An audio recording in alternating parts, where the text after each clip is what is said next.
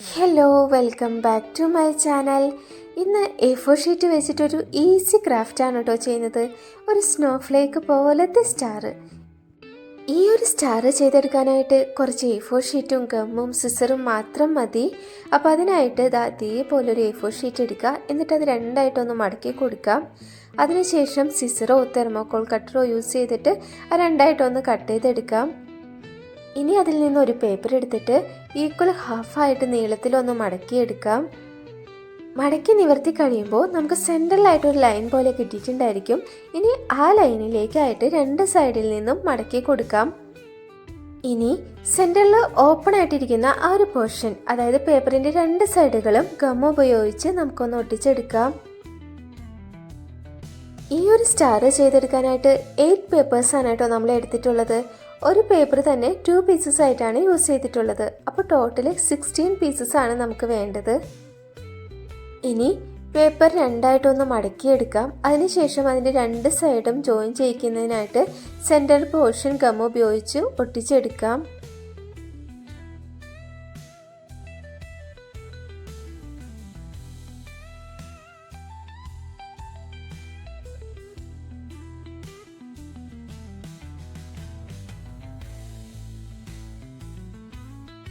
എടുത്തിരിക്കുന്ന എല്ലാ പേപ്പേഴ്സും ഈ ഒരു രീതിയിൽ തന്നെ മടക്കി ഒട്ടിച്ചെടുക്കാം. ഇനി അതിൽ നിന്നൊരു പീസ് പേപ്പർ എടുക്കുക. എന്നിട്ടൊരു പെൻസിൽ ഉപയോഗിച്ച് അതിൻ്റെ ഫ്രണ്ടിലായിട്ട് ഒരു W പോലെ ചെരിച്ച് വരച്ചു കൊടുക്കാം. ഇനി ഒരു സിസർ ഉപയോഗിച്ച് അതേ ഷേപ്പിൽ തന്നെ അതൊന്ന് കട്ട് ചെയ്തെടുക്കാം.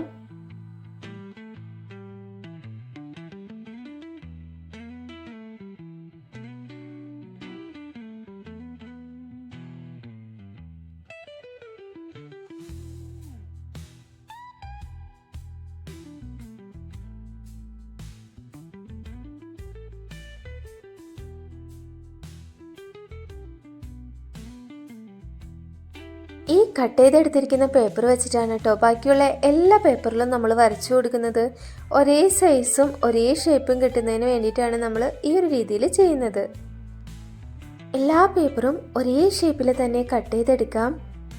ഇനി നമുക്ക് എല്ലാ പേപ്പറും ഒന്നിനു മുകളിൽ ഒന്നായിട്ട് ഒട്ടിച്ചെടുക്കണം.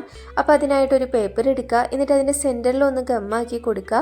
ഇനി മുകളിലായിട്ട് അടുത്ത പേപ്പർ വയ്ക്കുക. അങ്ങനെ എല്ലാ പേപ്പറും ഒരേപോലെ തന്നെ ഒട്ടിച്ചെടുക്കാം.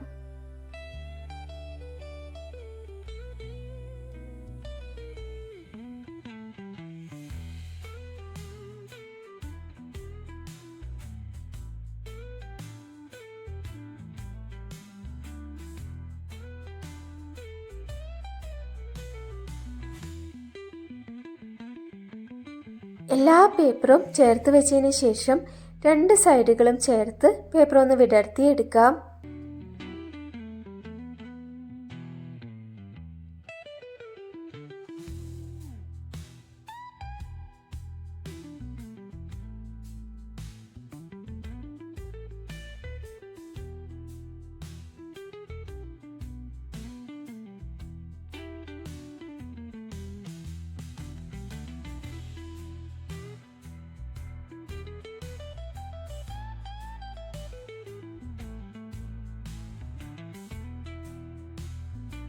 ഇനി ഈ സ്റ്റാർ ഹാങ് ചെയ്തിടാനായിട്ട് ഒരു ത്രെഡ് കൂടി ഒട്ടിച്ചെടുക്കണം.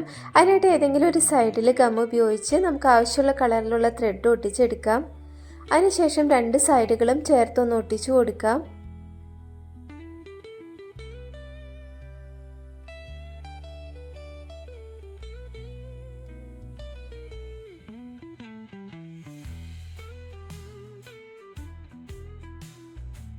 ലാസ്റ്റ് മിനിറ്റിലൊക്കെ ഈസി ആയിട്ട് ചെയ്തെടുക്കാവുന്ന നല്ല ഭംഗിയുള്ളൊരു സ്റ്റാറാണ് കേട്ടോ ഇത്.